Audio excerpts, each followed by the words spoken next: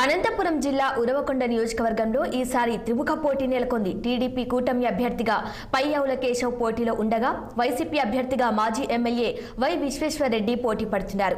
Congress party నుంచి why Madhusudan Reddy తలపడనున్నారు. ఈ త్రిముఖ పోటీలో ఎవరిని దెబ్బకొట్టనున్నారు? అన్నదమ్ముల మధ్య పోటీ టీడీపీ పార్టీకి ప్లస్ కానుందా? మరి ఉరవకొండ నియోజకవర్గం ఎన్నికల రాజకీయ స్థితిగతులు ఏంటి? దీనిపై మరిన్ని వివరాలు మా అనంతపురం ప్రతినిధి మహమ్మద్ రసూల్ ద్వారా తెలుసుకుందాం.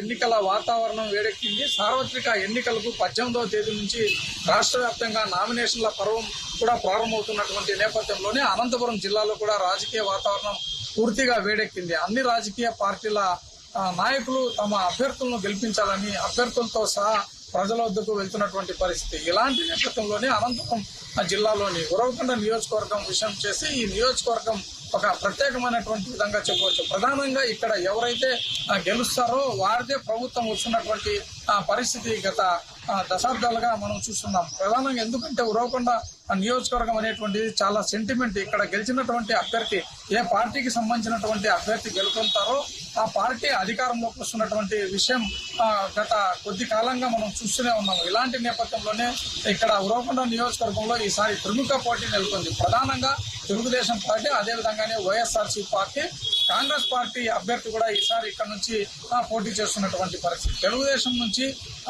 పయ్యావుల కేశవ్ ప్రస్తుత సిట్టింగ్ ఎమ్మెల్యే పయ్యావుల కేశవ్ అక్కడ నుంచి తెలుగుదేశం పార్టీ నుంచి పోటీ చేస్తున్నారు. అదేవిధంగానే వైఎస్ఆర్సీపీ పార్టీ నుంచి మాజీ ఎమ్మెల్యే వై విశ్వేశ్వరరెడ్డి పోటీ చేస్తున్నారు. మరోవైపు కాంగ్రెస్ పార్టీ నుంచి వై మధుసూదన్ రెడ్డి పోటీ చేస్తున్నారు. ఇక్కడ మధుసూదన్ రెడ్డి ఎవరైతే కాంగ్రెస్ పార్టీ నుంచి పోటీ చేస్తున్నారో మధుసూదన్ రెడ్డి, అదేవిధంగానే వైఎస్ఆర్సీపీ పార్టీ నుంచి పోటీ చేస్తున్నటువంటి విశ్వేశ్వరరెడ్డి, వీరు ఇద్దరు కూడా అన్నదమ్ములు. అంటే ఒకవైపు అన్నదమ్ముల మధ్య పోటీ కూడా ఇక్కడ ప్రధానంగా చెప్పుకోవచ్చు.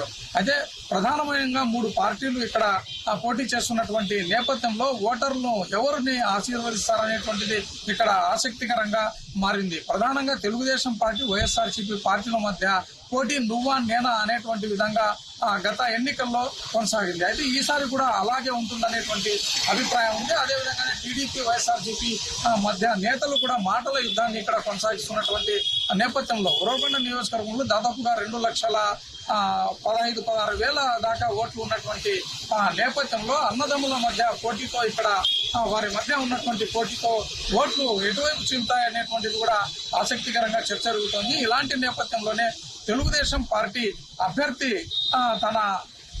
తనను గెలిపించాలనేటువంటి విధంగా ప్రజల వద్దకు వెళ్తున్నారు. ప్రధానంగా ఉరవకొండ నియోజకవర్గంలో సామాజిక వర్గాలు, ప్రధానంగా బోయ సామాజిక వర్గము, అదేవిధంగానే సాలీలు ఎవరైతే చేనేత వర్గాలు ఉంటాయో ఆ సామాజిక వర్గం, అదేవిధంగానే ముస్లిం మైనారిటీలకు సంబంధించినటువంటి సామాజిక వర్గాల ఓట్లు ఇక్కడ అత్యధికంగా ఉన్నటువంటి పరిస్థితి. అదేవిధంగానే ఇతర సామాజిక వర్గాల ఓట్లు కూడా దాదాపుగా 5 నుంచి 10,000 లోపు ఉంటాయనేటువంటి విధంగా ఇక్కడ లెక్కలు చూపిస్తున్నారు.